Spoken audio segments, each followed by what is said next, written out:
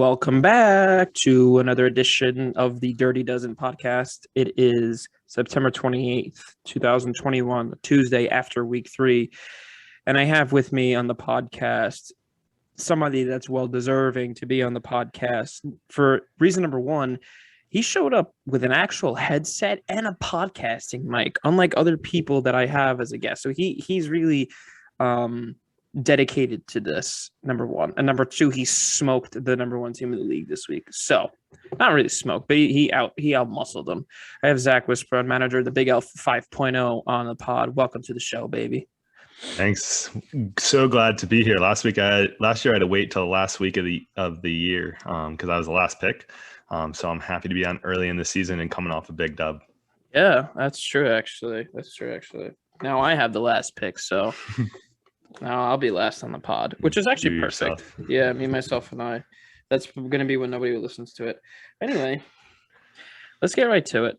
I think this week, we're starting to see, like I said last week, we're starting to see trends. We're starting to see who's good, who's bad. And people coming back from law. Oh, actually, what's really crazy is that this entire league is either 2-1 or 1-2. So I think it's 6-6. Yeah, it is. Is it possible? Is it? It has to be. It's got to be 6-6 because I mean you got to have the same amount of wins and losses. So I mean, unless there was a tie, but yeah. Oh, that's true. So it has to be 6 people, right? It can't be other. Yeah, that's true. Yeah, so half the league is 2-1, half the league is 1-2. But that doesn't mean that just because you're 2-1, you're a top 6 team on the power rankings. So there's some frauds at 2-1, and there's some juggernauts at 1-2, and we'll get into that. So let's get right to it. So I hope everybody's paying attention to Team of the Week. And I hope everybody's paying attention to the achievement tracker because that stuff is really telling about what teams are good and what teams are bad. And you know what's also funny? We have the worst manager on too. Yeah, I was the worst manager. I was the 12th in the power rankings, and I came away with a victory. So yeah, I came away with a victory. So guess I got lucky. I don't know. Yeah. So for reference, Chris Scalaberry was on the pod last week, and he said that Zach was the worst manager and Zach had the worst week. But now Zach had the best week. He left the least amount of points on his bench. He scored the most out of his projection. He beat the number one team. He scored the most overall. Everybody on his team scored a touchdown. And he was just king of the castle week 3. So yeah, all came together finally. Yep. Unfortunately, he's not one in the power rankings, but the guy that he lost to is still number 1 in the power rankings. We have Ante, manager of Afghan military, still at number 1 this week. So now what we're going to do is screen share, but we're going to screen share with our little heads. We're not leaving. Oh, maybe I have to. Yes, let's do this. Let's share this. Oh, there we go. Let's go. There we are. Let's go. Okay, so this is Ante's team. So talk to me about Ante's team. Talk to me about the team you beat this week. Yeah, the team I beat, but I'm still calling it the best. I mean, Cooper Kupp and Mike Williams, they are 1-2 in the wide receiver in a PPR league. That's hard to have ever, and have just been incredibly solid and leading his team, and made it very difficult on me, even with the great week I had, to get through it. And then obviously Najee Harris getting all those targets this week from Big Ben was huge for him. And I still like him, even if he's not getting those targets. I think he should be involved in the run game heavily. And then if we talk about that, and we didn't even talk about Tyreek Hill, obviously his number 1 pick, who had a down week, but I don't expect many weeks like that for him. So between Hill, Kupp, and Williams, those wide receivers are going to lead him and could sometimes almost single-handedly lead his team to victory. Yeah. Yeah. And then, at the quarterback position, he's got Kirk Cousins, who's been fine now. He just picked him up after starting with Burrow. But it's a good pickup, and it's definitely a strategy that if you don't get one of the top quarterbacks, you can wait around and find these guys who end up having some good seasons. So that's actually, so this isn't the first time that Ante's actually done that, where he's picked up he's drafted a Buns QB, and then he's dropped one and he's picked up a better one or whatever it is. Ante streams QBs, and yeah, it's not my cup of tea, but it could work. It's not a bad strategy because it's Yeah. not an awful strategy, because what you could do is you could focus on building out the rest of your team. And like the Right. QBs, like any given week, like Daniel Jones was like QB4 going into this week in the first 2 weeks. Like, and he still scored 16. Right now, Right. Kirk Cousins is QB4. Exactly. And he's played like it. Yeah. And helped him this week. He put up a pretty big number. Yeah, he put up, what does it say? It says last week. Yeah, 25.12. So, so is that also, like, I picked up Derek Carr and he leads the league in passing yards. Yeah, like there's just guy. guys that are there. Mm-hmm. So he's got QB4, running back 6. He's got wide receiver 1, wide receiver 2, and Tyreek Hill. Yeah, that you don't think you can say and Tyreek Hill ever, but we can here. So obviously Miles Sanders is a bit of a question. He had the game that gave me the win, really. And then Kyle Pitts, he's a rookie tight end. We've kind of seen and got what we expected. He's shown flashes, and I think he may improve very well as the season goes along and gets more acclimated to the NFL. But we'll see. So I don't mind it there, especially among the other offensive weapons he brings. And once again, I'll say it again. Cooper Kupp on my board, taken right before. I mean, again, I love Godwin, but damn, the one that got away. I'll take number 1. Way to keep true. Number 2 in the power rankings, and this guy went from top to bottom to top. I might even just leave this the whole time. Yeah, like this. I think you just leave it. Yeah. Yeah. Top to bottom to top. We have number 2 in the and this is like a good, like, drum roll, please. Boom. Chris Cataldo, number 2 in the power rankings. Yeah. The only guy in the league. Well, obviously it's hard because there's only 6 teams with 2 wins, but the only guy with 2 wins in a row. So he's the hottest guy coming in here. And I think his loss in the first week was a lot due to he didn't necessarily know who his lineup was going to be, and I think he's kind of found that now. I think he's left a lot of points on the bench, but he's got the talent. Yeah. And then obviously here you look at like a draft steal and Gronk, who's been great, and I think as long as Tom Brady and him are on the same field, there's going to be points there. Obviously Rodgers is a very solid quarterback. He's still deep in the rankings because of a couple bad weeks to start, but he's coming into groove. Derrick Henry's a monster. He is RB1 right now. And I hope Cataldo puts him on the block, but otherwise if he stays around, he's got a good team. And then Kareem Hunt really showed, and I think really any week the 2 Cleveland running backs are rosterable and playable because they're both very talented, and there's a lot of touches that's given to them on any given week. And then I think Kareem Hunt is the perfect RB2. Yeah, it's a great RB2. It's all you need, RB2, especially if you got Derrick Henry, right? He's gonna get your points, and then all you got to do is kind of compliment him. And then moving into his wide receivers, DK and J Jeff, 2 very talented guys. Obviously, I think their questions come from DK shares with Lockett and J Jeff shares with Thielen. So some weeks they may not get the scores, some weeks they will. But obviously 2 very talented guys who are going to get a large target share. So it's obviously a solid wide receiver core. And then Claypool. I mean, Pittsburgh is a little interesting. They got a lot of wide receivers. Big Ben, I don't know what he's doing. I don't know who he can reach except for Najee. He's eating too many hot dogs. Yeah, something. But I mean, if that's your flex with those other guys, I think it works. And then he's got one of my favorites, Younghoe Koo. My kicker one from last year. He hasn't been good because the Falcons haven't been good. Right. There hasn't been a lot of points. I mean, last year they were getting to the red zone and getting stopped, and that's where he put up tons of points. But they're not even getting to the red zone. I haven't done that. But they're not even getting close. I mean, it's a kicker. I wouldn't be too worried about it, but I just wanted to shout out my guy from last year. Something interesting that I want people to see, if anybody's having doubts as to why Cataldo might be 2. I mean, first of all, I don't think there's a weak point on this team. I think Claypool, like, you could get a better flex, but at the same time, like, your flexes are boomer bust guy. That's pretty boomer bust. And he also has, I mean, Tyson Williams is a decent flex, and maybe Leonard Fournette on a given day, so he's fine. I want people to pay attention to this. So this is the last week this is week 3. I mean, he benched Kareem Hunt for whatever reason, but last week that lineup scored 155 points.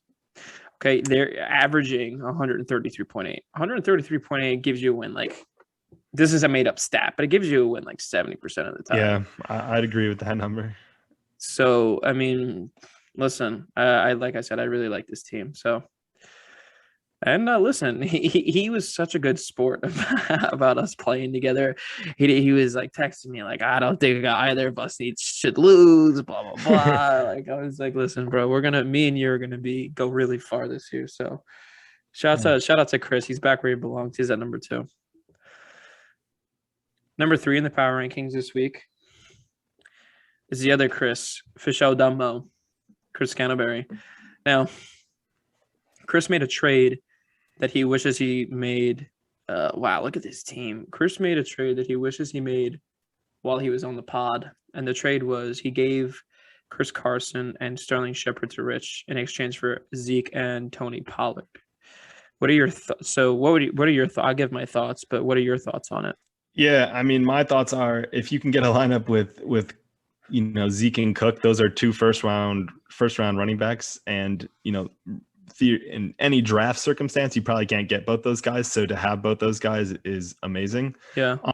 And then I think, when you look at his wide receivers, and it should be week to week, if you have Keenan Allen, Julio, and Odell, you can play those guys every week. And, Sterling Shepard's not going to touch that lineup. I know he's got off to a hot start. I mean, this is when he made the trade, he wasn't hurt. So I guess we got to take that out of the picture, right? Mm-hmm. But I don't personally think that he was going to stay at that level of getting the points he was kind of putting up. And he didn't have a need for him. I mean, I think Scantlebury is pretty high on Melvin Gordon, I think. So he would even put him in the flex over Shepard. So he's saying there's no need.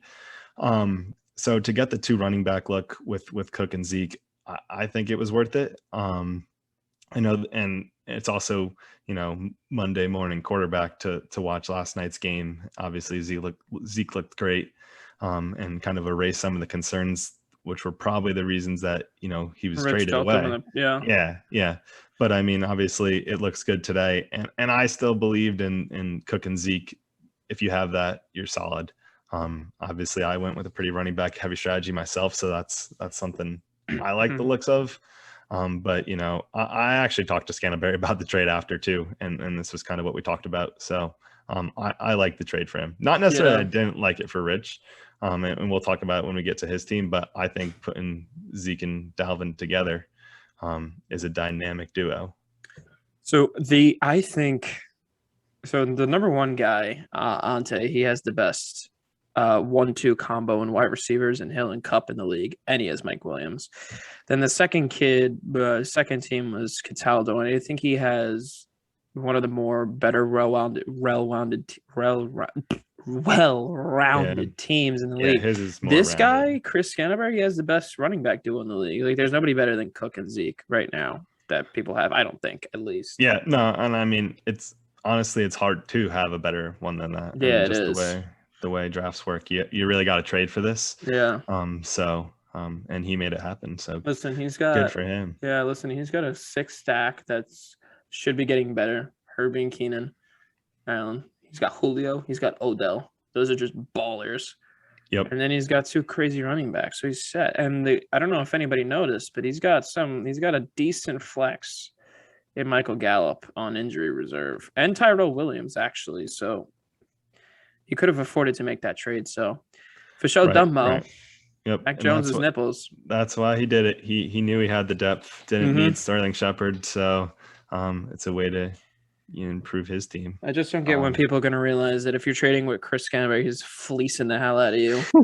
I know. Every time everyone, we talk about it in the chat. It's like, what are you thinking? And then the next week, he's just fleeces the hell out of people. So. And he's 3rd. Chris Canterbury, good stuff, my G. I am a little, I don't know. I mean, he's just got no bench. Well, he's got all the Patriots in the world. And well, he has Melvin for now. Yeah, right. He does. But I mean, I'm never going to. I mean, Scantlebury's tried to trade me Patriots in the past, and I refused them. But he's just got his whole bench is them, and he's got more. Which, you know what, stick with your team and rep them. But I don't know if there's much value there. I mean, it's a bench though, and he's got a solid enough lineup that I don't know if he's really going to need it. But it'll be interesting when we hit the bye weeks, where he plugs in. But I guess those guys in the IR can come back and help him. Yeah. And, I guess Josh Gordon's a little bit intriguing. At least we don't really know how long he's going to, stay substance free, but probably never, but or what role he's going to play in that offense. But, not a bad flyer, I guess, especially if you're pretty confident in your starters. Yeah. My only concern about Chris's bench is, I mean, the way I work my bench is I try to get players that I can at least use in an emergency. I mean, the first 2 or 3 guys I want to use as like actual flex guys, but the rest of them, like, I don't want to waste spots. We only have 16 of them, and it's a 12-person league. And I feel like maybe Chris maybe doesn't care, but I think Hunter Henry, maybe not Aguilar, but like Hunter Henry and David Johnson and Mac Jones, like these are wastes of roster spots that he has, and he just has them because maybe even Aguilar because, hey, I'm a Patriots fan. So I don't know. But other than that, like, I love this team. Yeah, I agree. I don't think he cares anyway. So I don't think he cares. But I mean, I wouldn't be racing to pick up any of those guys, and I don't think many people will. But, hey, I guess if you're going to have them, at least when you watch on Sundays, it's your guys. For good luck. Number 4 in the power rankings this week is probably the best 1 and 2 team that we've seen in a long time. It's my team, bounce back busters. Now, Ante had a rough week this week, so he lost. Ante scored like 146 and lost, and I know what that feels like. But so far, and I said it in the group chat, and I'll say it in the pod. So far this year, we've only been 3 weeks in. I've scored the second most amount of points in a given week and lost, and I've lost by 0.06. So I don't. Yeah. And the curse of the buster reigns when supreme. You said that, it was interesting because I was kind of curious. Obviously, I was hoping Miles Sanders wouldn't beat me, but I was thinking if me and Ante's game was somehow closer than 0.6, which it might not have been able to because I know only your quarterbacks can get to that second digit. But if we somehow made it closer, then whoever lost our matchup would have been the second highest score and lost by 0.6 in the same week. Yeah, which would have been really bad. Which would have been even worse. But obviously, Miles Sanders was part of that big RVBC at the end of the game there and didn't get much play. But anyway, here's your team. Look at the PRs. So I want you to look at the PR rankings on my team. Yeah, those are good. You like to see the single digit numbers. That's nuts, man. Look at that. Yeah. Again, you got say what you want, and I'm gonna give my 2 cents like I always do to defend the busters. Yeah. I mean, you got Tom taking the number 1 power rank for the quarterbacks right now. So, and I guess it is an explosive offense, and you obviously have the stack too, which helps with Godwin. Your running backs actually are your lowest ranking guys really in Chubb and Montgomery, but obviously 2 solid guys. There's plenty of touches to be had in that Cleveland backfield. And he's really coming off probably a weaker week this week that pushed him back.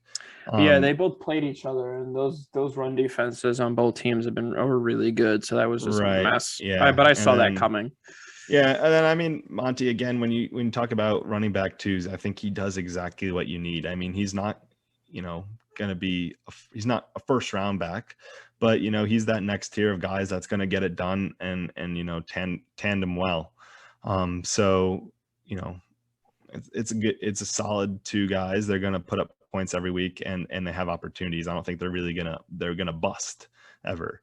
Then obviously Devontae is what he is, and I mean probably him and Tyreek 1-2, and Devontae is Aaron Rodgers' guy.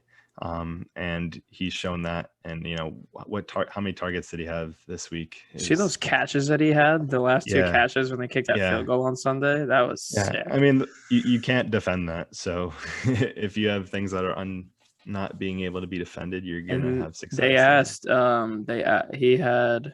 Yeah, that says 18. He had 18 targets. I know Najee had 19 this week, and Waller had whatever he had the first week. That was pretty crazy. But you don't see numbers targets like that, and when you're getting that, you're going to score. Obviously, it's Rodgers' guy. And then Godwin's your stack with Brady. And it's a high-powered offense. I love Godwin so much. In their loss this week, he performed.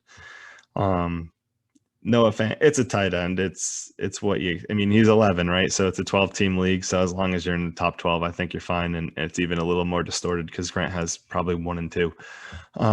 But he does. He's projected 10. I think if you can get 10 out of your tight end every week, you'll be in a good place. As long as your other guys, kind of perform. And then Brandon Cooks has been an excellent flex, a really good pick. Look how much he's projected this week. Yeah, I mean, that's nuts. According to that, you should actually put him as your wide receiver too. Yeah. But obviously it doesn't matter. But yeah, he's had a great season, and people were saying, hey, stay away from Houston's offense because it's going to be dismal. But he showed up. He's really kind of the only weapon there, and he's, I guess, become friends with the QB room. So maybe he's eating breakfast with the quarterbacks. I don't know. As he should. Yeah. Him and a scrambled eggs brain. Yeah. And exactly. But he's never actually missed games. Our favorite fact. Yeah. And then Greg the Leg screwed you over this week. But it is what it is. It happens. And then you go to your bench, and Marquise Brown obviously was all in the media this week for his lack of hands.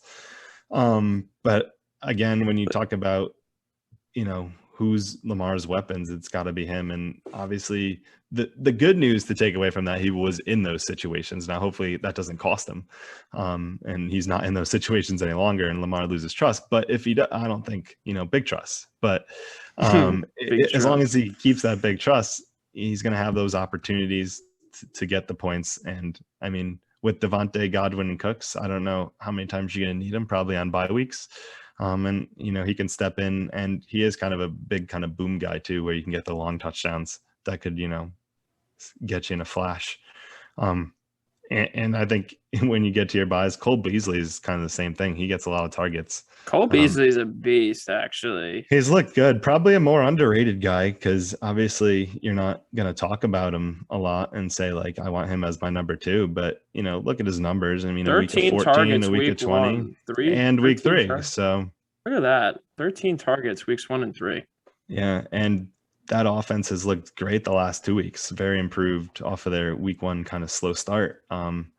And Josh Allen's going to find some guys. I know he's got other weapons, but I mean, I actually kind of think he's an underrated guy, and like a great guy to have on your bench. If you need a plug and play, he's kind of reliable. Obviously not the caliber of your other guys, but if you need him. And we just talked about Scantlebury's bench, and how you like to have a bench set up, and I think he's a good guy to have there. I wish I kept Dalton Schultz. But look, and I have Curtis Samuel on IR too. Yeah, Curtis Samuel on IR. That's a good call out there for Washington. And then what are you cheating the system? Yeah, I see. Oh, Zach Ertz. Yeah, I can't you can't pick anybody up. Yeah. I can't pick anybody up, but I'll probably drop Quintez Cephas or Jack Doyle. I'll probably drop Jack Doyle. Screw him. He sucks. I know people hate when I talk about my team, but go for it. If you looked at the achievement tracker, I'm the only one in the league that's exceeded projection all 3 weeks. I lead the league in scoring. I lead the league in points allowed. My team is averaging, the team that I have in right now is averaging $141 a game and a half a game, which is probably the most in the league. I have, I'm the only one in the league. So I think all 3 weeks, I'm the only person in the league that's had a top 5 passer, a top 5 rusher, and a top 5 receiver. And this week, I had QB number 1 in passing, Derek Carr, and QB number 2 in passing, Tom Brady. Yeah. Rushing. Hey, Marco. Yeah. I hate to do you like this, but your average is the highest. It is. Fantasy, you have the most points scored, and average just divides by how many games. So I was a statistics major. It's my job. That's a stupid moment. But I just had to let you know. I couldn't let you, assume that. I can guarantee it. Well, that's true, actually. Wow. So thanks for letting me know that. Yeah. Anyway, Chubb and Montgomery are, I think, 3 and 5 in rushing, and then Godwin and Devontae Adams and Brandon Cooks are 3 and 4 in receiving yards. So yep, yeah. You read that team of the week sheet, you get to the bottom, and you got your guys all over the place. So And guess what? We're still 1-2. So yeah. I mean, obviously it's roll. been tough, and want to talk more math, a little regression to the mean. If you keep playing like this, the wins will come. Yeah, hope so. So me at 4. Number 5 to round out the top 5. You Winston, you lose some. He Winston this week, but he lose some in the power rankings, even though Josh at 5. And what's interesting is that even like the really buns teams that we get down to like the nitty gritty, like the buns teams are still projected like 122, 123. Josh is only on 119 this week. So what's going on with this guy? Yeah. So this is my opponent. So that's good to see. And he dropped a little bit, and it's kind of because of the points we're seeing, the lower totals. He's going back with Jameis this week after he kind of gave up on him for a week and then texted about every play he made while he was sitting on the bench. But hey, trust your guys. You gotta trust your guys. Trust your guys. I know that's my number one motto. maybe that's gonna come back to bite me when I'm playing this week.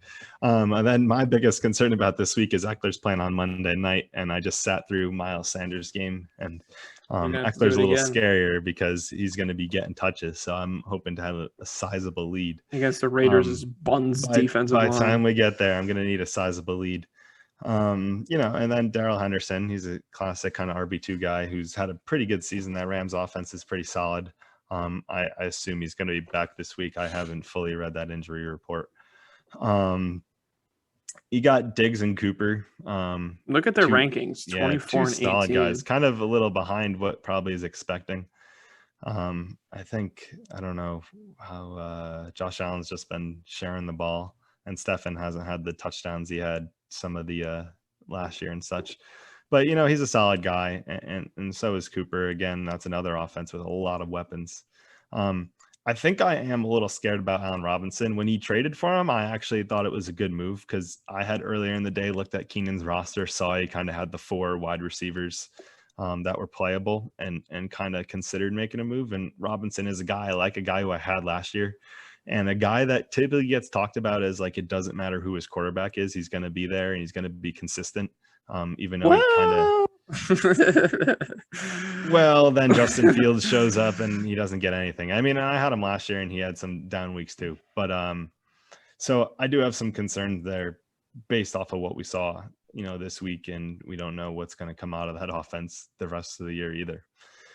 And then Mark Andrews is actually a pretty solid guy.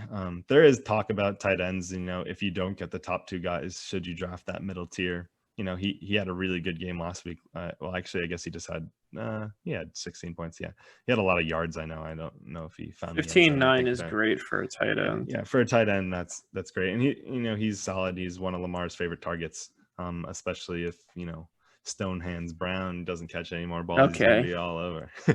Not to drag the Busters through the mud,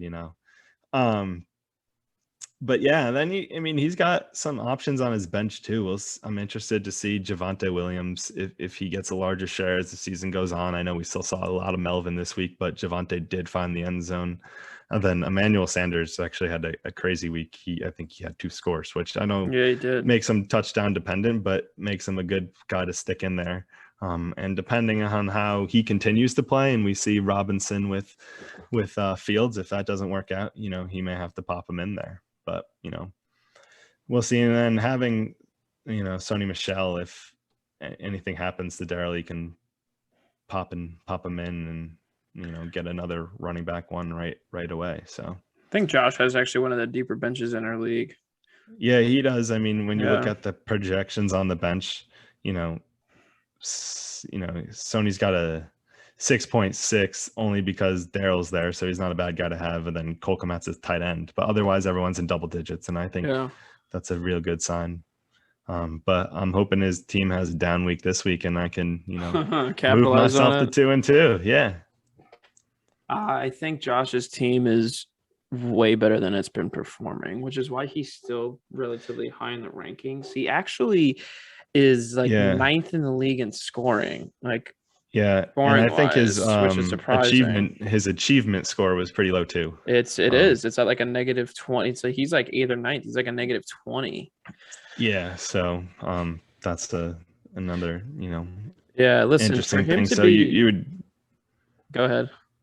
I was just gonna say you'd think that he might start, performing a little better, but he's 2-1, right? Yeah, listen, So I think it's for not a him to bad start. be, yeah, he's gotten a little bit not lucky, but he's gotten beneficial matchups so far. Like he scored 106 points and won last week.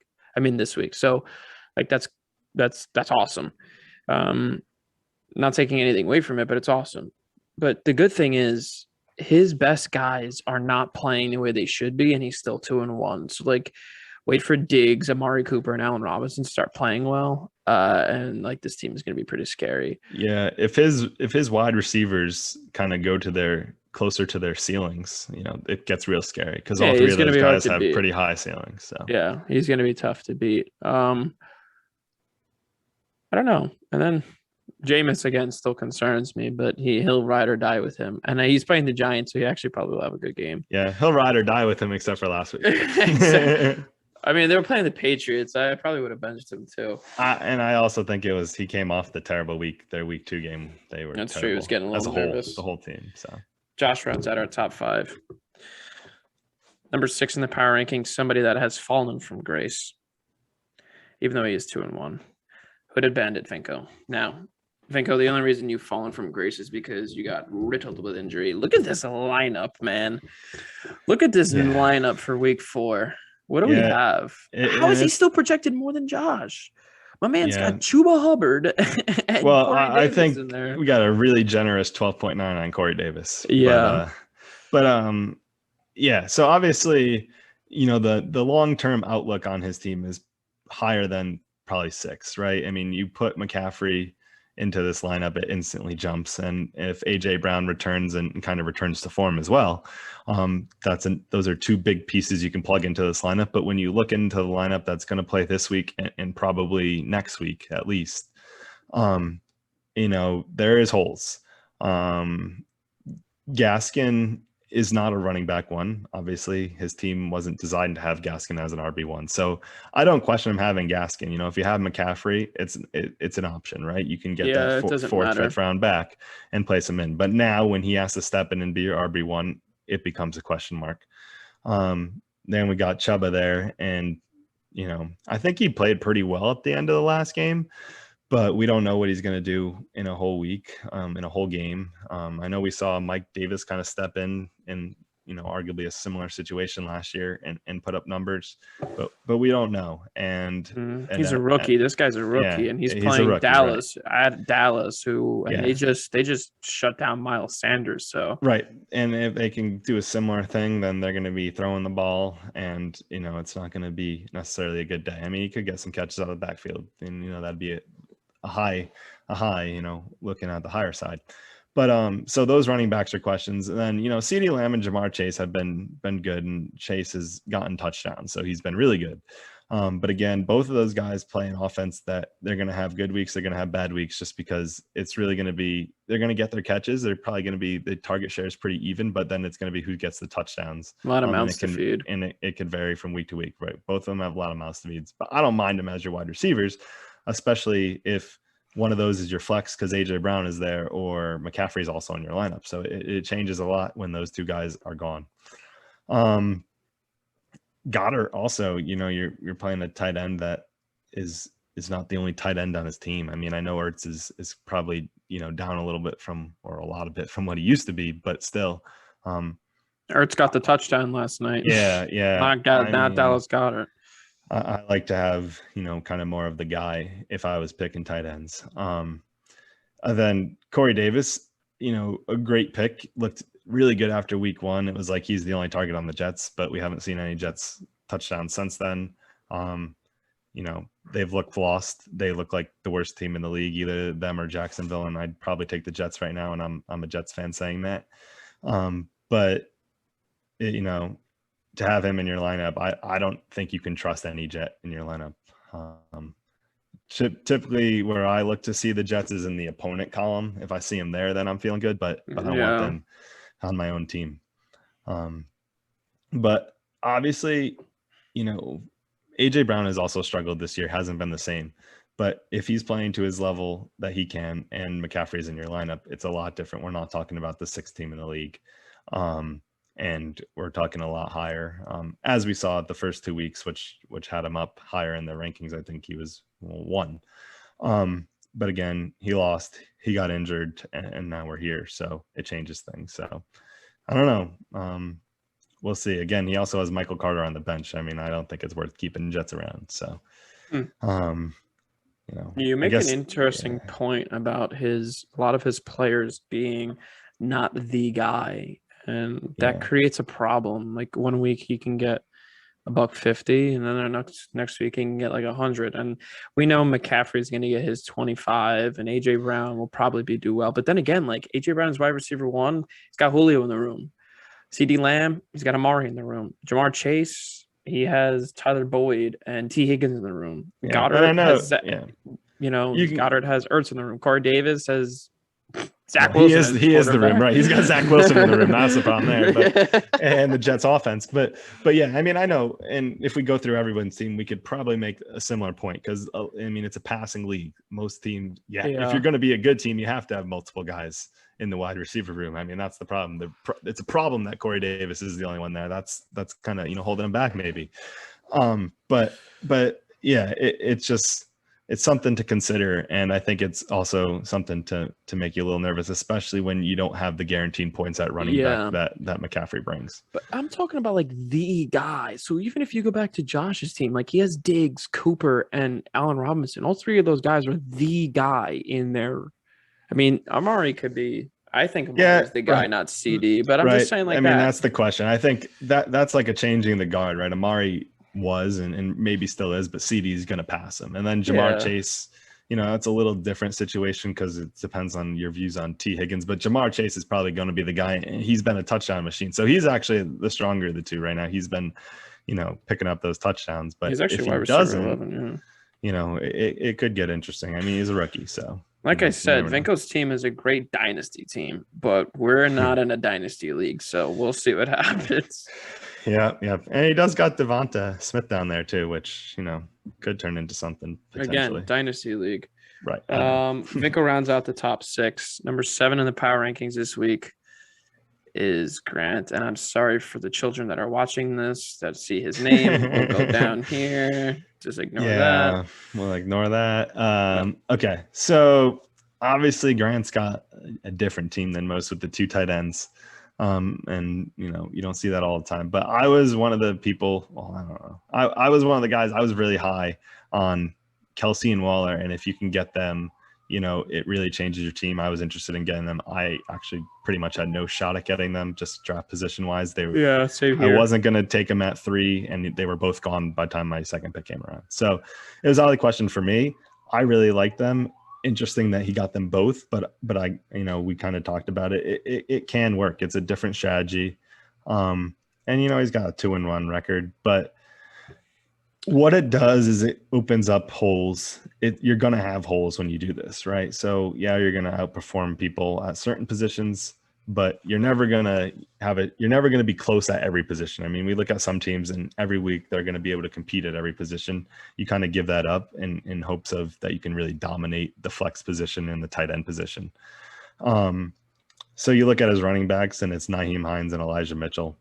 That's obviously weak. I think, Nyheim goes for, a little scamper here and there all the time and could be valuable. And I know that's what he's hoping for on a week-to-week basis. Elijah Mitchell, that's the San Francisco running backs. So he's got Trey Sermon, but you never know what's going to be week to week. So I wouldn't want to touch him, but I mean, he does have, all the guys, I guess. So he's working on it and he's got, he's probably going to roster the guy with all the carries, but I don't know how who to play. So, the guy that's projected the most, I guess. Yeah. It scares me, but I don't think Shanahan cares who's projected the most. So, I mean, I think his ideal situation is that Trey Sermon, takes over and is every down, every day back, and there's no questions. Or that the rest of the running backs just die and there's only one to possibly start.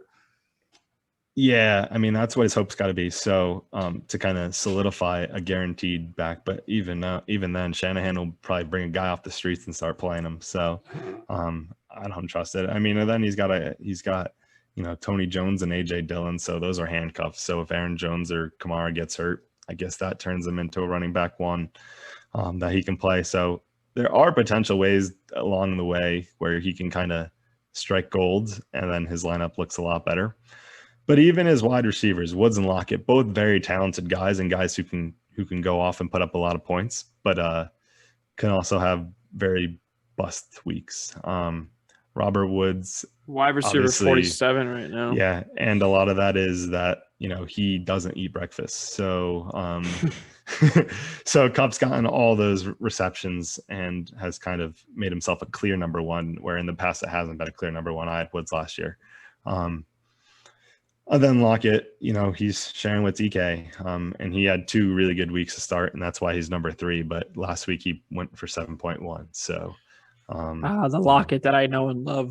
Exactly, that's what it is. And so I don't think Grant crossed 100 last week, or did he? I don't know. I think he did. It shows like 98 here, but I think he's sub someone out possibly. It was 106. He scored 106. Okay, he did. But well, actually, what's crazy? He's actually played the 2 wins that he has were against guys that scored less than 80 points. Yeah. So oof. Okay, Grant. Easy way to collect victories, and that's why. And I mean, it's about getting wins, right? That's how you make the playoffs. But that's why he's sitting at 7, because he hasn't had a very impressive body of work. But I do kind of like his Kelsey Waller thing. It's interesting, it's intriguing, fun to watch, and I'm curious how it plays out. But there's questions in other places. Dak's QB 15 right now, so you got to hope for more there too. But I know they had a bad week, so it's only 3 weeks. So obviously, if you have one bad week, it's going to kill you in any of these rankings. And well, for me, like I said, this is just in a league that we put that much money in, and in a league that is competitive as ours is, in a league that like a lot of people, and it's 12 man, a lot of people care about the way their roster looks and stuff. For me, this strategy is too high risk, high reward. Me personally. And you could tell what it's shaping out to be. Lockett, wide receiver 3, and then you have tight end 1, tight end 4, and then the rest of the team doesn't even make. I understand it's only week 3, but the rest of the team doesn't even make top 20. His running backs are 22 and 44. Right. Technically, we're supposed to have 24 running backs. And right. I think we'll see Dak move up, but his running backs, I don't think we'll see much change. I think that's right where those. And I think he has the worst bench in the league by far. And he's just banking on injuries here. So I don't know. Like we just talked about, I mean, he's got no one average projected for 10, which I know he's fine with because he's hoping someone gets hurt. I mean, that's his goal. Rondell Moore and Terrence Marshall are the same thing. He's hoping they kind of become the guys or get more play. But that's not guaranteed. So why hope? Why are we hoping? I just create a team that is going to try to, is going to put you in a good position to win every week. Yeah. I mean, you know what I mean? He's got 2 wins through 3 games, and he's hoping for some long-term plays too. So if you can go 2-1 and you haven't even got your long-term plays to play out, then I mean, I guess it's. But like you said, he's had an easier schedule, so we'll see how he goes. Grant, if you're listening to this, trade me Waller. 8 on the power rankings is the man himself, 5.0 Zach Whisper. Now we put him 8 because I put him 8. And he's on the pod, and I think he deserved it. He actually put himself 11.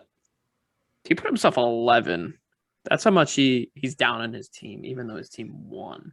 And he actually is in 11th place in the standings. But so what's funny is that me and Zach had the first 7 rankings the same. So what we just went through was unanimous. So First difference was 8 at the power rankings. You want me to talk first, and then I give? Yeah. Okay. I liked your team. Like I said, I thought you had the best running backs on draft night, and I don't think that's the case anymore. But they showed last week exactly what I was referring to, where I think they're all heavy rushers, and the heavy rushers that score TD 17 points, and you got 3 of those guys that can score 17 points. I think Kamara is just a bonus, but if you look at the scores here, I mean, you're 20.8 from Kamara. That's like a normal Kamara week. You got 25.5 from J-Rob. You got 17 from Edwards-Helaire. And I know that's what you've expected week in and week out. Maybe 20 from J-Rob and 25 from Kamara. So I like it. I don't love it. I like it. In a PPR league, I'd rather have 3 wide receivers and 3 running backs, but I like it. I do think you need a little wide receiver help. I'm wondering when Will Fuller's going to be big, and I'm wondering what the hell's wrong with Ayuk. But I think Thielen has been way better than people thought, even though he was like Thielen and Justin Jefferson should have switched on the ADP. Like Thielen should have been taken where J. Jeff was taken, and then whatever, and then Boyd. Lamar frustrates me as a player, but he's a great fantasy guy, so that's fine. Yeah, and when you look at your top 5, there's top 5 quarterback passers, but my quarterback's on the rushing list. Yeah, so. He is number 3 on the rushing list, and that's also great for PPR as well. So, I mean, you have wide receiver 4, you have QB 8, you have kicker 2. Your kicker's a beast. Brandon McManus is a monster. Tight end 12. I think your team has been underperforming, and I think this is the first week where you saw what your true potential is, and I think you'll see more of that going down the line. So that's why I put you at 8, because I think this team it had its holes, and it still kind of has its holes a little bit, but I think it's considerably better than the teams below it. Yeah. And it has a higher potential. I love the Lamar Kamara like 1-2 combo those. So I'd love this team even more if you traded me Kamara. Yeah, I'm sure there's a bunch of guys that would like that. Yeah, I mean, I can talk about my. If you're gonna keep your guys, keep your guys. But go for it. I love talking about my team. Go ahead, defend. Yeah. So I know, and I still put him 11 because I'm relying obviously on J-Rob and CH, and we've seen 1 week, and CH is still kind of questionable because you take away his touchdown, he's right below 10. Which isn't, what we saw Miles Sanders put up to lose the week and such. So that's not what I'm looking for there. And I have to say, when I drafted this team, I came out of the draft, I executed my strategy kind of to a T. I wanted to get 3 running backs out the gate, unless I was able to get one of those top tight ends, which I wasn't able to. Yeah, he did hit 100 yards. 100 yards nice. Rushing. Those looks nice, right? And so they gave him opportunities even after he blew the last game. So I like that. And it's obviously a good offense. So I still like it for that reason. So my belief was I can come out, take 3 running backs that are going to have guaranteed jobs that I don't have to worry about. Then take a wide receiver in the 4th, who was Thielen, who's kind of actually probably overperformed. Well, he definitely has. He's the 4th overall right now. And then take a bunch of kind of fringe wide receivers, which are what we look at. So the 5th guy, my original wide receiver 2 is Ayuk. And I still have hope that he can turn it around. He's actually improved every week. Although it just boggles my mind. I read lots of good reports on him that made me high. And then he comes out and has no role. So I don't know, And Deebo Samuel is 2nd in the league in receiving yards. So, I mean, he scored the touchdown last week. He got 6 targets. So that's, he's improved. So I just got to hope that kind of keeps trending. Then Boyd's not a bad option. I got Jarvis on IR. I got Will Fuller. So I got some shots, right? I was kind of hoping that one of those guys would pan out. I was most hopeful on Ayuk. Then I moved to Boyd. Will Fuller's more of a flyer because I got him in like the 10th round. And then Jarvis came out, had a really good week 1, had OBJ out and gets hurt on the first play. So, and honestly, that could have cost me a game. Week 2 when I lost, he played 1 drive. In week 1, Ayuk played and got 0. So I had some big holes in the weeks I've underperformed. But obviously I need a lot more out of my running backs. Last week, I had all of my players score a touchdown except my kicker and my defense. So obviously that's not going to happen every week, but when it does happen, things go well, and I win and I put up monster numbers, but that's not going to happen every week. So I just got to, get more consistency. We got to see, J-Rob and Edwards-Helaire continue to improve their roles. And I've gone back and forth on who I was higher on between J-Rob and CH probably every week. And right now it's J-Rob, because it looks like he's going to have opportunity. Urban Meyer said it, and CH has some concerns because I do think if he didn't score that touchdown, but it's still a good offense. And then, Higbee was my 12th round pick. He's number 12 in the tight end rankings, exactly what I'm expecting. Last week he scored a touchdown. That's great. And that's the starters. And then my guy MCM Anus, my kicker there. MCM Anus. Yeah, that's my guy. Kicking in that Denver air. And then when we talk about my bench is actually pretty solid too. You actually have, I think I've said that you and Josh are the best benches in the league. Again, you see all the 10s there. I mean, Singletary was my 13th round pick, ends up, got a lot of play. I think he's probably going to fade now with Moss kind of getting more action, which was expected. But, when he's your 13th round pick, what are you going to get? And we'll see what Fuller turns out to be. He's kind of a flyer. Kenyon Drake, I actually started him week 2 with Jacobs out, but obviously they've kind of shown a little more love to Peyton Barber, but Drake is the pass catching guy. And then I got Jalen Hurts. If anybody's listening and needs a quarterback, he is on the market to be traded. He should be, dude. But again, it's so tough because Ante was a perfect candidate, right? Burrow was his quarterback and obviously wasn't the most talented and was a guy like Ante was a person that could have used improvement at quarterback, but he goes out and picks up Kirk Cousins and who's probably better.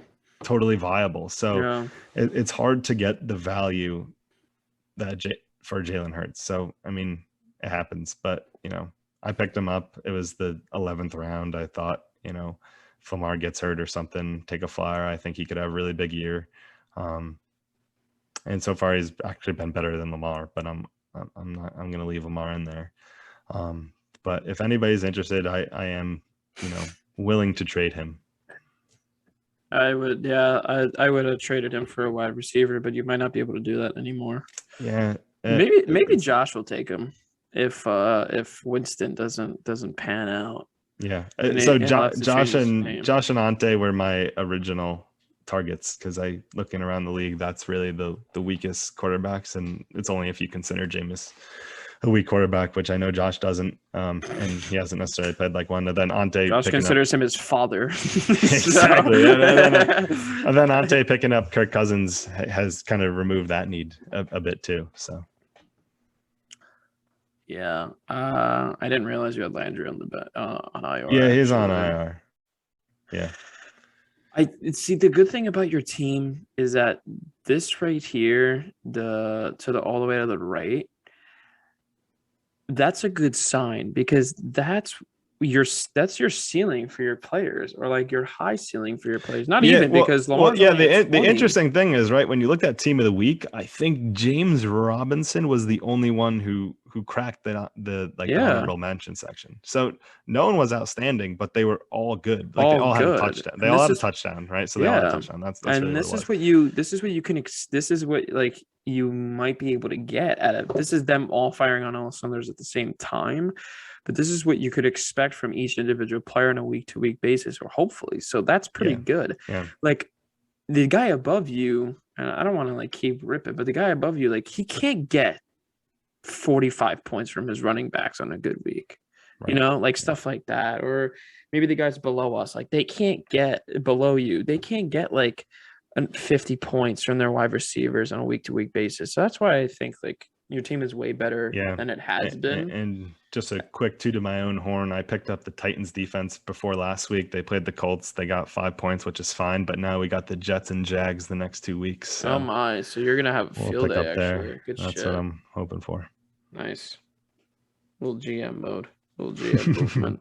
Yep. Zach actually, I don't know if I mentioned this, but Zach actually had the best week as a manager this week. He had overachieved his projection by the most of anybody this week. And he also only left 2.16 points on his bench, which is, I think, the best thus far since we started tracking it. So you're right. That was Hurts over Lamar, and then Boyd scored slightly less than Ayuk. Boyd scored 0.9, I think, less than Ayuk. Yeah. So Zach at 8.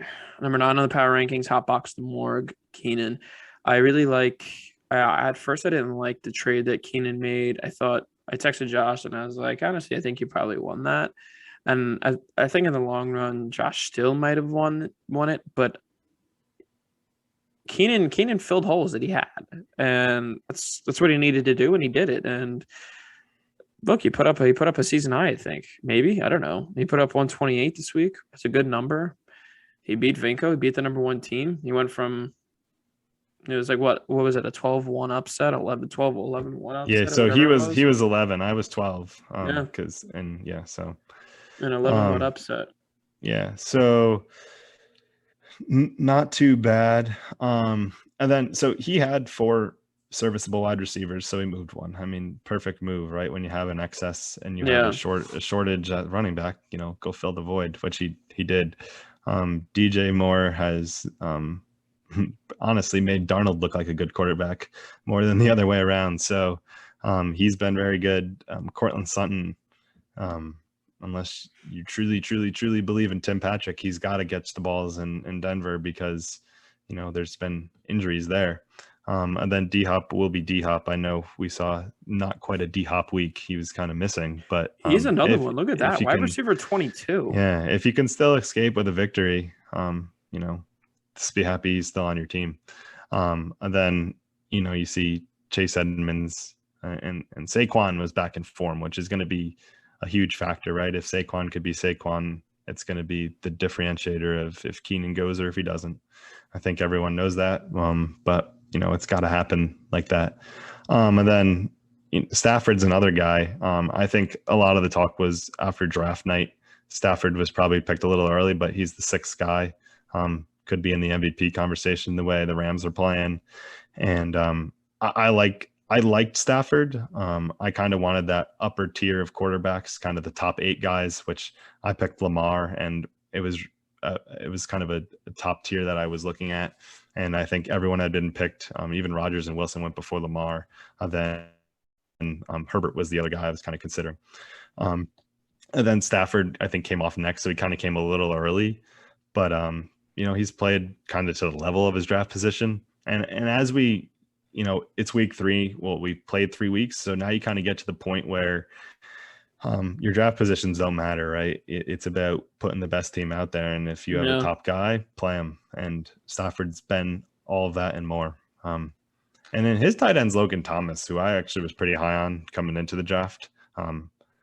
And he hasn't been, I guess he's 7th, which is kind of, but I would have thought he's better. I thought he had a shot to kind of be the guy, I thought he would be 4 behind the top 3, Waller, Kelsey, Kittle. And I thought he had the chance to be 4 and have the opportunity to really impress and kind of be the Waller of this year.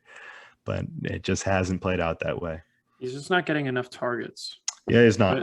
Luckily, he's 12.2 isn't bad, but he's not getting enough targets. Well, so he's gotten 2 touchdowns. So luckily, he's been a red zone target, which is, I guess, the good news. But he's got to get more involved. And I saw he did lose a fumble this week, which got to be better there. But overall, he did improve his team. I think it's looking better than it was a couple weeks ago. But I think Saquon's going to make this team go or not go. So we'll see. Yeah. It's riding on Saquon's quads. I will say, I can't believe what's funny is that I bid $10 on the Panthers. Keenan also bid $10 on the Panthers, and somehow he won the tiebreaker. Panthers are the number 2 defense, and I think they're only going to get better. Yeah. I don't know if Dallas is a great matchup for them. Dallas is a tougher matchup. Eagles is a decent matchup. Like he could play them week 5, week 7, week 8. But what their defense number 2 right now? I'm not sure who is 1, but if you get double digits every week, obviously the Jets and Houston are weaker. So the Saints are number 1, I think. Okay. Saints are number 1, or the Broncos are number 1. I think Saints and Broncos are 1 and 3, and they're 2. But they have an easy schedule coming up, so that's good for him. Gotcha. Keenan, trade me Panthers defense. Keenan at number 8. No, Keenan's not at number 8. Keenan's at number 9. He probably hasn't listened. He's probably just not listening to this anymore because his name hasn't been called. DJ's at number 10, and I think this is the lowest he's ever been since we started doing power rankings. His team is hurting, and that's why he's at 10. Yeah, and I'll come out, and I had him, and I know you'll see it because you post both rankings. I actually had him as high up as 8. So, and Marco, I had him at we 10. kind of looked at it. We Sorry, reviewed it a buddy. little bit, and we dropped him a bit. So, I mean, like me Oh and my Marco God. we were consensus on the top 7, Wait a and then minute. Wait a minute. did you Oh mess this my up? God. Yeah, I was like, I I had him messed at this 8. up. You were I skipping messed. DJ, and I kind of thought it, but I was like, I know we had a whole conversation about these bottom 4 guys, Yeah, and I messed. I messed this up. I was like, I So had him at that I've 8. been Yeah. looking at. I was looking at my rankings, not the Mhm. official ones. So I'm so sorry, everybody. So it was Ante, Chris Catella, Chris Canterbury, Marco, Josh Vinko, Grant. Number 8 was actually DJ. Number 9 was Zach, and number 10 was Keenan. Oh my goodness, I'm so sorry. I only have my rankings written down too, so I knew there was some switches there, but and then I was like, The okay, official ones were like up and over to the side, so I was just paying attention to mine. yeah. So once again, Grant was 7, DJ was 8, Zach was 9, Keenan was 10. Okay, so DJ, you're at 8 actually. Yeah, you're at 8. So sorry we made you listen, Yeah, wait so longer. You had to wait longer, but it's worth it. your team is still hurting actually, but Yeah. we have you at 8 because you have the number 2 quarterback, the number 2 running back, you have the number 1 defense, you have the number 2 defense, you have 6 tight end, and I think your team is only going to get significantly better once everybody comes back. I mean, look at the guys that are injured. Michael Thomas, Judy, Antonio Brown, Kittle's questionable, Deontay's Right. questionable. And he's got Cordell Patterson, who's a top 10 running back right now. Right. Yeah. I mean, and I think I don't know. I'm still not a big fan of Cordarrelle's, but besides that, I mean, that doesn't make or break his team. Obviously, it is the wide receivers, right? Because Deontay just missed a week, and we don't know what's going to happen in that Steelers offense now. Although I think they should still be fine. But really, it's after that. It's Jacoby Myers and DJ Chark. Those guys just probably aren't the caliber they need to be there. And I think that's why you have the guys you do. Obviously, you expect to be playing Judy. AB looked really good week 1. Now he's banged up, so who knows what you're going to get there. Then we'll see what happens with Michael Thomas, but obviously it sounds good to have Michael Thomas get inserted into your lineup. So there is help coming. We'll see how it pans out. It may not be instant success. It may not work out at all, but there is a chance for those things to change and improve. And the good news is that Kyler's been great. Aaron Jones has been great. Kittle is Kittle. And I still believe in Gibson. He had a much better week this week. So with those guys kind of set in stone, you just got to make the wide receivers work. And I know DJ is always willing to tinker with his team and improve it that way as well. So I think he's got the potential too, even if it's not going so great right now. Yeah, he's good enough at fantasy to ride out the wide receiver storm that he's in. Like right now, he's starting his 4th and 5th best wide receivers on his roster. Yeah. And obviously it's early in the season, but with all 2-1 teams and 1 and 2 teams, no one's running away with anything anytime soon. So yeah, so he has the opportunity to like stay in the mix, and then once his team gets back to form, like again, he's looking at Kyler, Aaron. If he makes no trades, he's looking at Kyler, Aaron Jones, Tony Gibson, Deontay Johnson, Michael Thomas, Kittle, Judy. Like that's a pretty insane team. Yeah. With AB on his bench and Cordell Patterson. So DJ, you're at 8. Sorry. Oh, also DJ, trade me Kittle. Oh wait, don't trade me Kittle because I'm playing you this week. Trade me him after I beat you, or maybe you beat me. Who knows? So DJ's at 8. Zach was at 9. We spoke about him. Keenan's at 10. We spoke about him. This is another guy that's probably really upset that he's this low. Run it back, Rich is at 11 in the power rankings, and that's no joke. So I was gonna say it like I was gonna say with DJ. I had Rich actually at 9, but we did look and kind of move me and Keenan ahead of him, which is the actual thing we did. I had Rich at 11. Sorry, yeah. buddy. So, but we moved him down here, and I think it might be fair. Unfortunately, I don't know. First of all, Russ has not cooked the last few weeks the way you'd like to see him, but he hasn't been terrible. But Mixon and Carson, I mean, 15 and 14, which just means, I mean, that is two, right? If there should be 24 running back 1-2s, but you're just kind of towards the back with both of them. And that's kind of what I've seen with my guys, and it's why I've struggled. Luckily, Swift has been amazing, right? He's up at 3, and that's cool. Somehow has been able to make sense out of the Detroit offense. So that's really good for him. So, and it's kind of consistent besides the week against Green Bay gets a where lot of he dropped catches a little bit. Yeah, so he's right. I mean, they're down in games, and he's the passing back, which is so he's worked out really well. So he's kind of helped Rich probably a lot. And Carson and Mixon, they're not going to be bad. They're going to be consistent. They're going to get carries. They're just may not be as great as we see guys on some of the other teams. 19 McLaurin, yeah. And then McLaurin's is wide receiver 1, and there's, I was pretty high on him. He's had 2 pretty good seasons before this, but it just, hasn't been great for him. It's not a great offense. And then, Pittman's a question. And there's not much help behind him on the bench and in terms of the roster here. And then, thank God for Hawkinson too. He's been good, and apparently, Goff likes him the way Stafford did. So, it's just not the best lineup. I mean, it'll have some good weeks for sure. Tim Patrick's interesting. Now there's more targets to be had there with some of the guys injured there. Maybe Shepard will come back and play like he has, but still, those are question marks. Those aren't standout guys, in my opinion. So, the same thing with like Ruggs. LaVisca was an interesting guy that hasn't done much either. Yeah, I don't know. I mean, Washington defense has been really, really bad. Russell Wilson is QB 11. That's surprising. Yeah. And then, I don't know. It looks like he had an injury. Yeah, it looks like he had an injury to his team, and he's missing a guy, but he didn't. So I don't know.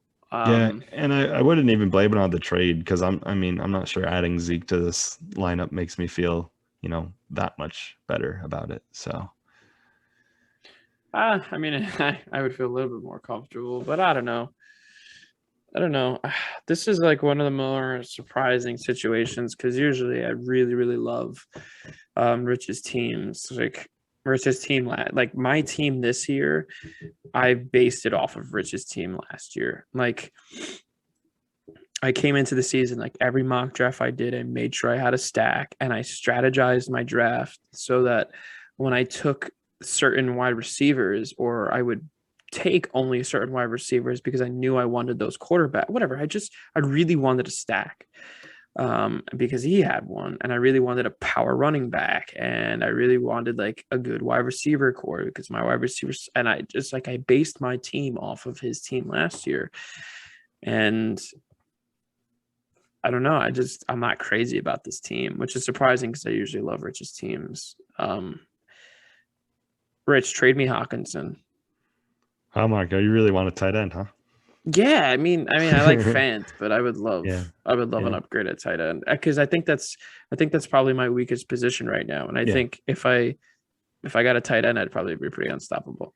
Yeah, last year I was your tight end trading partner, but and I got Hawk, and he was a beast. Yeah, I don't have 2 this year, so I can't really help you out there this year. Last and I guess least, it's King bottom feeder Joe Nichols. He probably likes being here, so he's probably not even upset. No, I think he'll take 12th in the power rankings every single week. He just loves it, and as long as he makes the playoffs, he's okay. And as long as he's scoring 78 points, he'll be last. So, my team did similar a few weeks ago, so I'm not really one to talk. But obviously, it was a terrible week for him last week. And something I've heard you say probably on every pod when you talk about Joe's team is the number of guys he has that you wouldn't trade for. Like, yeah. And I mean, he came to me for a trade the other day, and I just was like, well, I don't even know who I'd want on your team, unfortunately. so that's the problem. I mean, if it's not Pat Mahomes, do you want anybody? Right. So obviously Mahomes is great, so we don't need to talk about that. And I don't mind the Jonathan Taylor pick, but it's just not as confident as you'd like to see. I mean, I hate Jacobs. Obviously he's barely played. Oof, you don't mind Jonathan No, Taylor? I meant from a drafting perspective. He hasn't been great at all. And I mean that's a surprising team. They're 0-3, so That is true. Goes with that. But you know, we haven't seen production out of Calvin Ridley because that offense has been weak. I mean, Debo's been a flash, but I'm hoping Ayuk takes his receptions. You know, maybe Marvin Jones is Trevor Lawrence's guy. Galladay is a struggle. I've always not liked Robbie Anderson because he's a big boom guy who's just going to catch long balls. You know, it's not 2016, so Le'Veon's not worth it. Yeah. So it's just, I don't know. I'm just not a fan of a lot of pieces here. Oh, I mean, even Debo. So Debo, he benched week 1, which he probably, like, I wouldn't have started him, and he scored 32. But even after, like, okay, Debo had a good week, 6 catches for 93 on 8 targets. He had 5 catches. But really, the bulk of his season is that 189 yard game. So that's one game. He had 32 that game, and he's had 26 since then. So he's averaged. So, you know, take that for what you will. So Debo's gone down in his 3 games, and Ayuk's gone up in his 3 games. So maybe they'll cross at some point. That's my hope. Still believing in it. I look at this team, and I'm just like, and I was gonna say, like, if not Debo, what's this team? But like, Debo's had one good game and one like okay game for him. Like the game that he went off, he didn't even start him. I don't know. Right. I'm not gonna like, it was like Ante last year. Like, I'm not gonna keep shitting on this team because I like Joe. Yeah. I mean, I guess there is potential. They could have weeks where they perform. So I just hope I don't get caught in one of those weeks. But definitely my least favorite team. Yeah, again, like I look at the team and it's just like, I don't want anybody on this team. Yeah. He's got the least points, so I finally passed him this week with my big performance. Unfortunately, it took that. So, I mean, that's also why I had my team 11th. If it wasn't for the big performance this week, I'd be last in points, and there's still a lot not to serve. So, I mean, I had to have a great week to even kind of get out of the bottom. So that's why I was still low. He actually only has – so a lot of people – well, never mind. I mean, that's tough to have, like, top 10 players, but I don't even know if I want Patrick Mahomes. Well, I mean, so his is almost his top 10, and if you say top 20, they're pretty much the same thing. Marvin Jones is 20, the Bucks D is 16, but that's you don't want top 20 there. There's only should be 12 defenses rostered. I mean, but I like to play matchups anyway on defense, so I'm not even really I didn't really talk about anybody's defense for that reason, unless you got the top guys. I don't know. I mean, okay, so obviously I would want Pat Mahomes. Like, I know people can be like, "Are you kidding me? You'd say you don't want Pat Mahomes." Yeah, I would want Pat Mahomes. I would, but in the position that but it's I'm in also right now, it's also a position. It's quarterback. I wouldn't even one. So as long as you like your guy. Yeah, I wouldn't even trade for him because I love Brady and I love my stacks. So even getting Patrick Mahomes right now for me wouldn't even be an upgrade. Right. Any other position, like, you're gonna have 2 guys. You just gotta put someone on the bench. But you're gonna have to bench your quarterback. It's not. So Joe at 12. So your power rankings, I'll read them one more time because I messed this up so badly. Ante, Chris Cataldo, Chris Scanaberry, Marco, Josh, Finko, Grant, DJ, Zach, Keenan, Rich, Joe. There's your week 3 power rankings. Before we finish up, we got matchups and best, worst, and dark horse managers. So the worst manager from last week is going to tell us who the best, worst, and dark horse managers are. So go for it. Who's your best manager? I know it's kind of easy to say because he's number 1, but I think Ante's picks, and I know you were high on Kupp, but to have Kupp and Williams has just been a great pick. And then picking up Kirk Cousins to be a top quarterback off of the waiver wire in a position that he didn't highly prioritize in the draft, but is still working fine. And with his running back combo and talking about wide receivers, he's still got Tyreek Hill.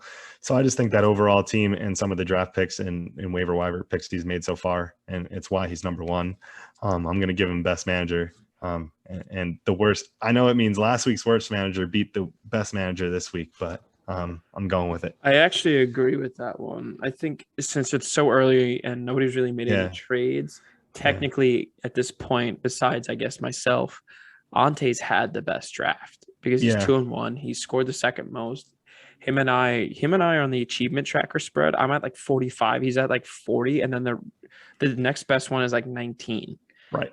So, and I guess if I was 2-1, I'd probably be. I would be in first if I was 2-1. So, I mean, I think it was close enough, and his wins are currently more. So I gave it to him. Worst manager. I'm gonna go Joe. I mean, we just talked about that team, so there's not much to like there. So I got to go with that. I think Joe has to make a move. I don't know what he could do, but I think he's got to make a move.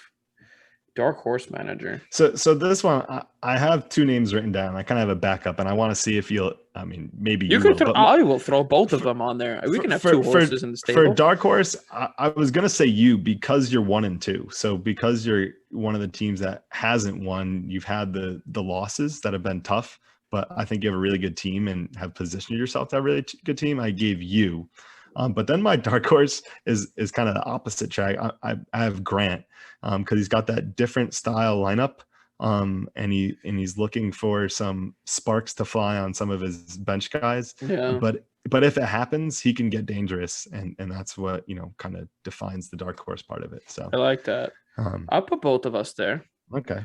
I'll put both of us there. So he's got 2 dark horses, and yes, you can have multiple bad ones, multiple horses in the stable. Very cool. I like that. I like being a dark horse. That's cool. That's fun. Matchups. Week 6 matchups. Pick 'em 6. So Chris Scantleberry, you did bad. You only got 2 out of 6, and the only ones you got right were like, I don't even remember. They were just like pretty bad matchups. Wasn't himself. Right. He won. He probably did. Oh yeah, it's right. The one that he got wrong was he got one of those was wrong. It's what's actually crazy. So let's see what you say between me and DJ. We'll get to that in a second. But so far, people are 0-3 on their matchup predictions with me. Nobody has guessed the correct matchup. So we'll see. Chris Canterbury against Joe Nichols. So, and this is I'm going to be an upset. I know we just talked totally opposite. I'm going to take Joe, and I have a reasoning for this. So, go for it. I mean, I don't know how many of you guys read the achievement tracker, but I hope all of you, honestly, because if I know Marco's putting a lot of work, so read it. Week 1, the low was Chris Cataldo, but week 2, he had the highest achievement score. Week 2, I had the lowest achievement score. Last week, I had the highest achievement score. So Joe had the lowest achievement score last week. So this week, he's going to have the highest achievement score. He's going to come out and he's going to pull the upset over Scans on that fact alone. And there's your statistics man at work over here. I like that. Rich against Grant. I'm going to go with Rich here. I know I just gave Grant as my dark horse, but I think he still doesn't have the running backs. Lockett and Woods, I'm a little down on right now, and I think Hawkinson and Swift have been really good and can give him some power at the flex position to compete with Grant's tight end duo there. So I'm going to take Rich. I think the loser of this matchup is going to have a problem. Yeah. Like the loser of this matchup. Well, if it's Grant, he goes to 2-2, right? So. Oh, okay. Grant's 2-1. Okay, never mind. So this might be a must-win for Rich. Yeah. So I think he gets it done. Yeah. Marco versus DJ. This is the loser. This is also 1-3. So this is a must-win too.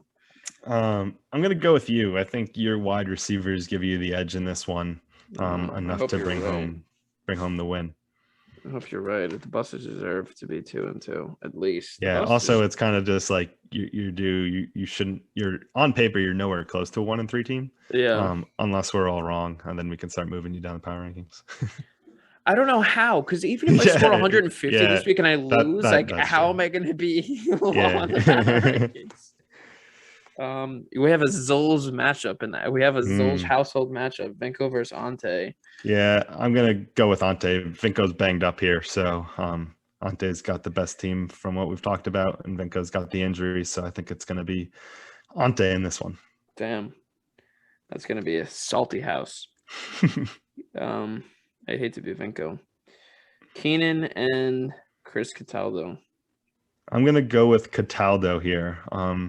I think we talked about him. We put him at 2. He's got 2 wins in a row. He's kind of figured out his lineup, so I'm going to take him. I think Derrick Henry is facing the Jets, so he's going to run all over him, put up big numbers, and run away with it. I think Chris is going to start to go off. Like, I think he's going to start rattling off like a bunch of wins.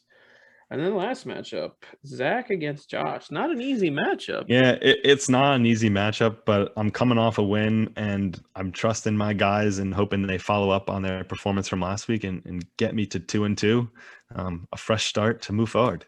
I like that. I love when people come on the pod and they vote for themselves to win. I don't like that. Oh, I'm not gonna toot my own horn. Like, how often do you like? You're not me. This isn't your podcast. You get one episode a year, I'm maybe on here 2. one time. Yeah, talk your shit, and you know what? Pick yourself to win. Like, come on. Yeah, every week I'm trying to win every week. So that's what I'm saying, man. I appreciate that. Awesome. All right. Well, I didn't even mention it, but I'm wearing a Mets hat because Zach is like the only Mets fan that I think is in this group. And the Mets suck, but Noah Syndergaard actually pitched today. He pitched first time in 2 years. 2 strikeouts and 2 an inning. strikeouts. So I like Mets got 2 wins today. Took a doubleheader, and nice. I know now we're talking about irrelevant baseball rather than the Yankees, who I believe also won. Did they win? I believe they won. So that coupled with a Blue Jays loss and the Orioles beat the Red Sox. Oh wow! Did they? Wow. Good night. So. Talking baseball. 7-2. Yo, Giancarlo had another home run today. Like, dude. Yeah. So. Yeah, the Yankees keep winning. So the Mets. Oh, talking baseball. DeGrom finished his season. He's out. Yep, he's done for the year. But boy, did he have a great season. And I hope nothing for the best of that guy because he's really, really fun to watch. Yep, and I play fantasy baseball. I know I kind of jokingly said that earlier in the group chat when I wasn't responding, but it is championship week. I'm in a close battle in the championship, so trying to bring one home on the baseball side. Oh wow, good luck to you, man. Damn, imagine you win the baseball championship and the football championship. Well, we got a lot of work on the football championship. Yeah, hey, long season. Cool, man. Thanks for coming on today. Of course. Think we had a great pod as always. Yep. All right, guys. I had a blast too. And go Yankees, man. Come on. Go Busters and go the Big Elf. That's from where are you? You're in Baltimore? I'm in Baltimore, yeah. From Baltimore, Maryland, and from Staten Island, New York. This is the Dirty Dozen podcast. Till next time. Ciao, ciao.